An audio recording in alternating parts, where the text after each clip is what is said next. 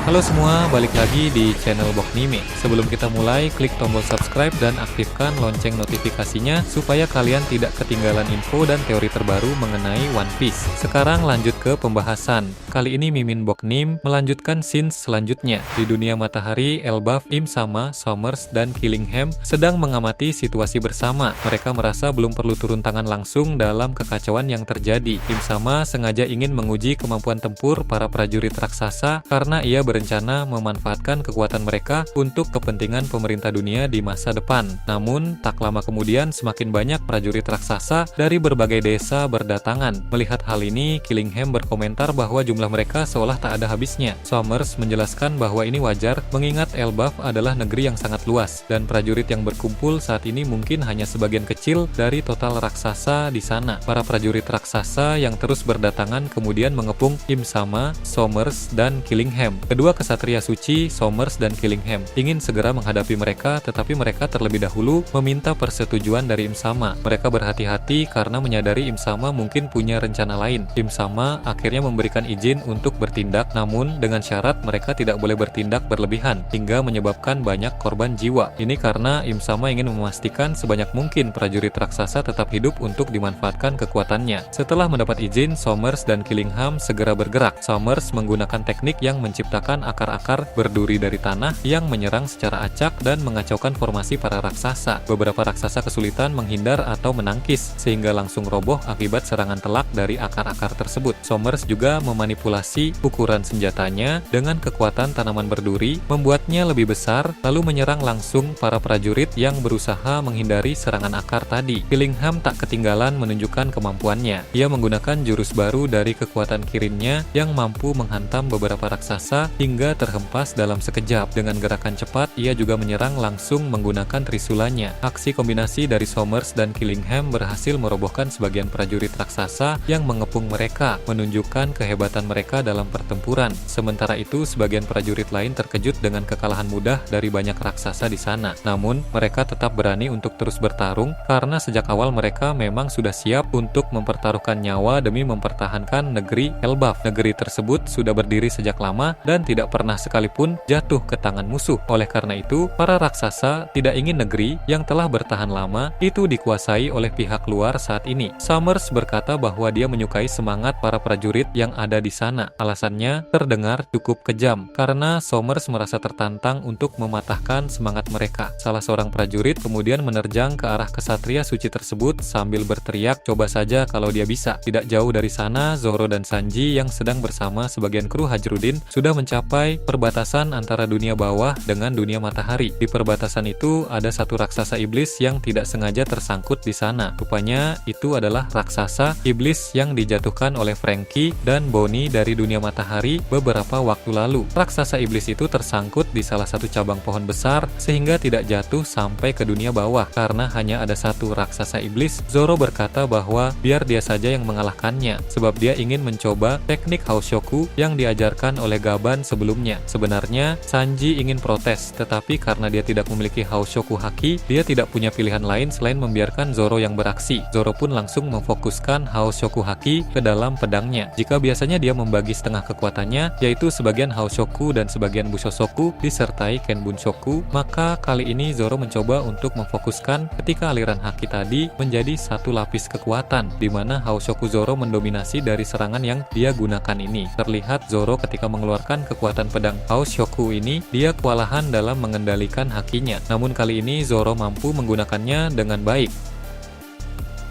Ketika tebasan itu dilancarkan secara telak kepada raksasa iblis, raksasa itu tidak bisa beregenerasi kembali dan langsung tidak sadarkan diri. Jadi, cara yang diajarkan oleh Gaban benar-benar berhasil. Meski begitu, raksasa iblis itu belum bisa kembali ke wujud normalnya. Sepertinya, Im Sama memang harus dikalahkan terlebih dahulu agar para raksasa iblis itu kembali ke wujud aslinya. Beralih ke tempat lain, kita kembali membahas perkembangan pertempuran antara bajak laut Akagami, bajak laut Kurohige, dan pihak angkatan laut di Pulau Hajime. Hachinosu. Kali ini ada beberapa pertarungan yang akan disorot. Pertama, ada pertarungan antara Koby, Helmeppo, dan Prince Grus melawan Seraphim Kuma. Mengapa trio muda Sword itu harus bertarung melawan salah satu Seraphim? Ini berawal dari ulah Katarina Devon. Awalnya Angkatan Laut membawa Seraphim ke sana untuk memperkuat kekuatan tempur mereka. Namun, Devon yang bisa berubah menjadi Saturn karena pernah menyentuh sang Gorosei di Pulau Egghead memanfaatkan kedatangan para Seraphim. Dia berubah menjadi Gorosei Saturn dan memerintahkan mereka untuk berpihak kepada bajak laut Kurohige. Dengan begitu, pihak bajak laut Akagami dan Angkatan Laut ini menjadi musuh bagi para Seraphim. Meskipun Saturn sudah mati, Katarina Devon masih bisa meniru wujudnya. Program perintah Gorosei di dalam kepala para Seraphim juga belum dihapus karena York belum sempat menghapusnya dan proses penghapusan itu membutuhkan waktu yang cukup lama. Sementara itu, Angkatan Laut membutuhkan Seraphim untuk digunakan secepat mungkin, sehingga mereka dengan gegabah membawa Seraphim ke Pulau Hachinosu. Ini terbukti bahwa keputusan Angkatan Laut itu adalah kesalahan besar, karena para Seraphim malah dimanfaatkan oleh pihak bajak laut Kurohige. Koby, Helmeppo, dan Prince Grus pun harus bertarung melawan Seraphim Kuma atau S-Bear. Pertarungan berlangsung sengit dan Helmeppo kehabisan tenaga sehingga beristirahat sebentar untuk memulihkan diri. Sementara itu, Koby dan Prince Grus terus bertarung bersama-sama. Dalam pertarungan tersebut, Prince Grus semakin membuktikan bahwa dia sangat kreatif dalam memanfaatkan kekuatan dari buah iblisnya. Sebagai pengingat, Prince Grus adalah pengguna kekuatan buah iblis Guno Guno no Mi yang memberinya kemampuan untuk menciptakan dan memanipulasi tanah liat. Dia tampak sangat ahli dalam menggunakan kekuatan tersebut. Dalam pertarungan ini, Prince Grus mulai menciptakan golem-golem marinir dengan berbagai bentuk dan ukuran untuk membantu melawan musuh. Dia juga menggunakan teknik untuk menangkap, menjerat, dan mengganggu pergerakan S-Bear dengan kekuatan tanah liatnya. Selain itu, dia sering menciptakan dinding tanah liat sebagai tameng dan pengalih perhatian. Bisa dikatakan Prince Grus adalah bibit muda Angkatan Laut yang sangat potensial untuk memiliki masa depan yang cerah. Sementara itu, Koby juga bertarung dengan sangat baik. Dia melancarkan beberapa pukulan kuat meskipun tidak sekuat Honesty Impact. Alasan Koby tidak menggunakan Honesty Impact adalah karena dia baru saja menggunakan teknik itu saat mengalahkan Karibu beberapa waktu lalu, sehingga dia belum bisa menggunakannya lagi. Berbeda dengan Garp yang bisa menggunakan teknik galaksi berkali-kali dalam waktu berdekatan, Koby harus mengumpulkan energi terlebih dahulu untuk menggunakan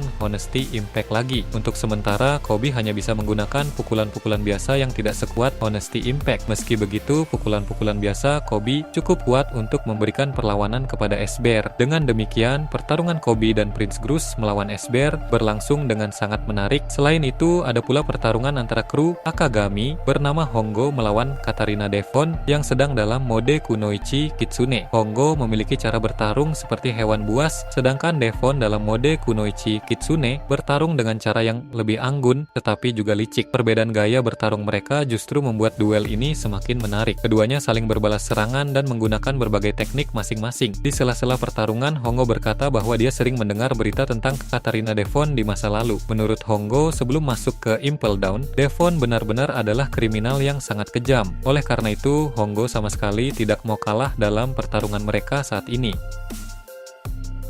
Devon hanya tertawa dan berkata, "Mari lihat saja siapa yang akan bertahan pada akhirnya." Jadi, mereka berdua sama-sama yakin bisa memenangkan pertarungan ini. Ada juga pertarungan antara Vice Admiral Momo Usagi dan Tokikake melawan Seraphim Jinbe atau S-Shark. Sebagai informasi, Momo Usagi dan Tokikake merupakan Vice Admiral Elite. Sebelumnya, mereka sempat bersaing dengan Fujitora dan Ryokugyu untuk memperebutkan posisi Admiral yang saat itu masih kosong. Namun, karena Fujitora dan Ryokugyu lebih unggul, Momo Usagi dan Tokikake tidak mendapatkan posisi itu. Meski begitu, kemampuan mereka tidak bisa diremehkan. Mereka memahami mekanisme tubuh Seraphim yang mirip dengan ras Lunaria. Ketika api di punggung S-Shark menyala, pertahanan tubuhnya sangat solid. Namun, ketika api itu padam, kecepatannya meningkat tetapi pertahanannya melemah. Oleh karena itu, Momo Usagi dan Tokikake bertarung dengan langkah-langkah strategis. Saat bertarung, ada momen konyol di mana Tokikake terus-menerus bertanya hal-hal aneh kepada Momo Usagi. Salah satu pertanyaan anehnya adalah bagaimana jika Vegapunk memiliki waktu dan sumber daya yang cukup untuk menciptakan lebih banyak Seraphim. Menurut Tokikake akan lucu jika ada Seraphim model Akainu. Dia juga bertanya bagaimana reaksi para mantan Shichibukai jika menghadapi Seraphim versi diri mereka sendiri yang pasti akan sangat canggung karena seperti melawan diri mereka saat masih kecil. Tidak berhenti di situ, Tokikake juga bertanya bagaimana jika ada ilmuwan yang bisa menciptakan penemuan yang melampaui Seraphim ciptaan kehadiran Vegapunk karena robot-robot kuat seperti itu akan berbahaya jika berkeliaran bebas. Tokikake juga penasaran apakah Momo Usagi akan setuju jika ditawari menjadi model dasar Seraphim. Momo Usagi terlihat sangat kesal dengan semua pertanyaan itu dan meminta Tokikake untuk fokus bertarung. Dari percakapan ini terungkap bahwa Tokikake adalah karakter yang cukup konyol, sering melontarkan pertanyaan-pertanyaan aneh yang membuat rekannya kesal. Beralih ke tempat lain di lautan, ada pertempuran antara Orlumbus dan Ideo melawan agen-agen CP Mul. Seperti pembahasan sebelumnya, ada 3 agen CP Mul yang bertugas mencari Vivi. Namun di tengah lautan mereka malah bertemu dengan kapal Orlumbus dan Ideo, sehingga pertempuran tidak terhindarkan. 2 agen CP0 naik ke kapal Orlumbus dan bertarung melawan para komandan divisi armada besar bajak laut Barto. Sementara itu, 1 agen CP0 lainnya tetap di kapalnya dan melaporkan keadaan kepada agen senior di Mary Gyoize. Setelah melapor, dia ingin segera naik ke kapal Orlumbus untuk membantu rekannya. Tetapi dari kejauhan dia melihat kapal lain mendekat, yaitu kapal milik Cavendish. Awalnya, Orlumbus, Sai, dan Ideo telah mengadakan janji pertemuan dengan Cavendish di salah satu pulau terdekat. Namun, langkah mereka terhalang karena bertarung melawan agensi P0. Cavendish yang sudah tiba lebih dulu dan menunggu di sana menghubungi mereka melalui Den Mushi. Panggilan itu diangkat oleh salah satu kru Orlumbus yang menjelaskan keadaan mereka. Cavendish pun langsung bergegas untuk membantu dalam pertarungan itu. Dengan kehadiran Cavendish, sepertinya para komandan armada besar bajak laut Barto akan lebih unggul karena Cavendish terbilang kuat, terutama jika dia memasuki mode Hakuba di mana kecepatan dan serangannya sangat luar biasa, sehingga para agen CP Mul pasti akan cukup kesulitan. Di Mary Gyoize, keadaan masih kacau karena ada pertempuran antara Gorosei Garling dan sebagian kesatria suci melawan pasukan revolusi. Sementara itu, ada sebuah ruangan di dalam kastil Pangea yang mulai disorot, yaitu ruangan pribadi agen CP0. Di dalamnya ada seorang agen senior bersama beberapa agen lain. Para agen CP0 ini tidak sedang bertugas mengawal para Tenryubito, karena saat ini para Tenryubito telah mendapatkan pengawalan yang cukup dari banyak agen CP lain dan bahkan beberapa kesatria suci yang berjaga. Oleh karena itu, para agen di ruangan itu akan melaksanakan misi yang berbeda, yaitu mencari Vivi. Karena 3 agen CP Mul yang bertugas mencari Vivi terhalang oleh Orlumbus dan kawan-kawan, agen senior CP Mul di Mary Gyoize terpaksa turun tangan untuk mencari Vivi. Dia harus melakukan itu karena mencari Vivi adalah target utama Imusama dan para Gorosei. Bagaimana menurut kalian terkait ini? Nah, itu tadi berbagai hal menarik pada pembahasan channel Boknaim kali ini. Menurut kalian bagaimana? Silahkan tulis di kolom komentar di bawah. Oke, segitu saja untuk pembahasan kali ini. Jangan lupa like, share, dan subscribe untuk video menarik selanjutnya. Peaceful World.